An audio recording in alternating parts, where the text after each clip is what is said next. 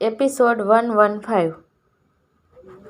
1 घंटे बाद अपार्टमेंट के कमरे में अनन्या बेड पर बैठी थी। उसने ड्रेस चेंज कर ली थी और मेकअप भी हटा लिया था। एक फीमेल डॉक्टर उसके गर्दन के पिछले हिस्से पर मलहम लगाते हुए उससे कह रही थी, अभी आपको ज़्यादा हेवी ज्वेलरी नहीं पहननी चाहिए। हो सके तो अभी कुछ वीक मेकअप प्रोडक्ट से भी दूर रहिए। हेवी और टाइट ड्रेस ना पहने, इससे आपको इचिंग की प्रॉब्लम हो सकती है।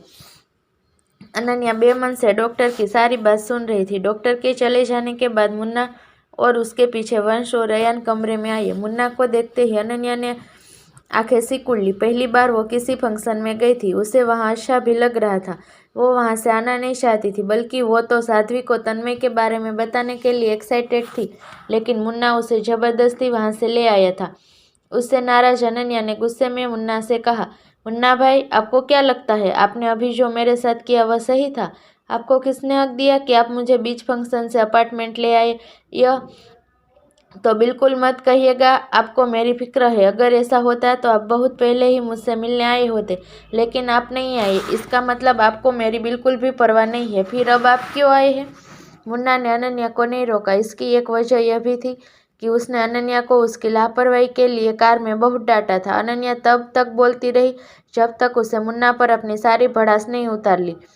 जब वो चुप हो गई तब मुन्ना ने कहा, नानू, क्या तेरा गला अब ठीक है? तेरी बातों से तो लग रहा है तो अब बोलने में कोई प्रॉब्लम नहीं होती होगी।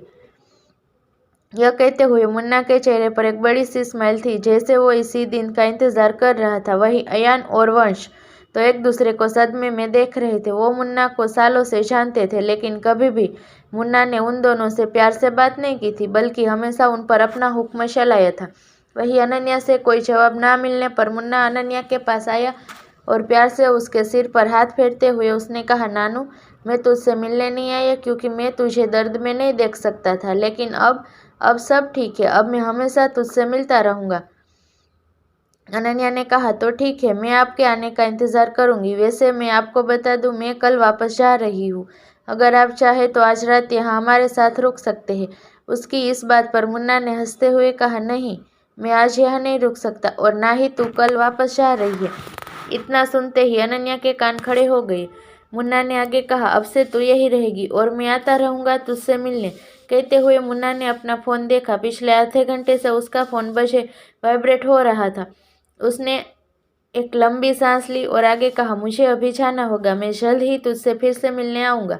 इतना कहकर मुन्ना ने वंश और अयान की तरफ रुख करते हुए सीरियस लहजे में कहा, और तुम दोनों, मुझे कोई लापरवाही नहीं चाहिए। दोनों ने अपना सिर हाँ में हिला दिया।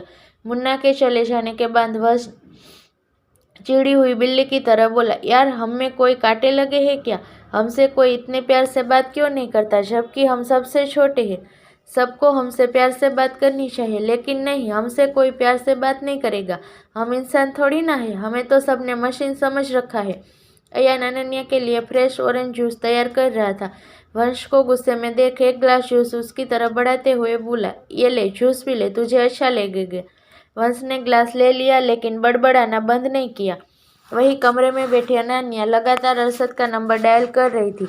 उसने इन कुछ ही मिनट में 10 से ज़्यादा बार अरशद का नंबर डायल कर दिया था, लेकिन अरशद ने उसका फ़ोन रिसीव नहीं किया। तो उसने फ्रस्ट्रेट होकर फ़ोन टेबल पर रख दिया और बड़बड़ाते हुए बोली, रात के 11 बज गए हैं। इस समय तो अरशद विला लौट आता है। ज़रूर वो जानबूझकर मेरा फ़ोन रिसीव नहीं कर रहा है। मैं ही पागलों की तरह उसे कॉल कर रही हूँ। एक तो मुझे बिना बताए यहाँ भेज दिया। उसे क्या लगा मैं कोई चिपकू लड़की हूँ? उसे उसका काम करने नहीं दूंगी। मुझे भी पता है सिर्फ मेरी वजह से उसको 3 सालों तक अपने परिवार बिजनेस से दूर रहना पड़ा। सिर्फ मेरी वजह से उसे बहुत सी मुश्किलों का सामना करना पड़ा। अगर वो मुझे एक बार कहता तो मैं खुशी खुशी यहाँ आ जाती, लेकिन उसने मुझे नहीं बताया। अनन्या उदास थी। उसे बुरा लगा था। यह उसकी आंखों में नजर आ रहा था। दूसरी तरफ अरशद का फ़ोन सोफे पर था। फ़ोन के पास जेठ बैठा कभी स्क्रीन को देख रहा था तो कभी बाथरूम के बंद दरवाजे को। कुछ मिनट बाद दरवाज़ा खुला और अरशद बाहर आया। उसे देखते ही जेठ भौंकने लगा। अरशद ने फ़ोन चेक किया। अनन्या के 10 मिस कॉल देखकर उसकी भौहें तन गई।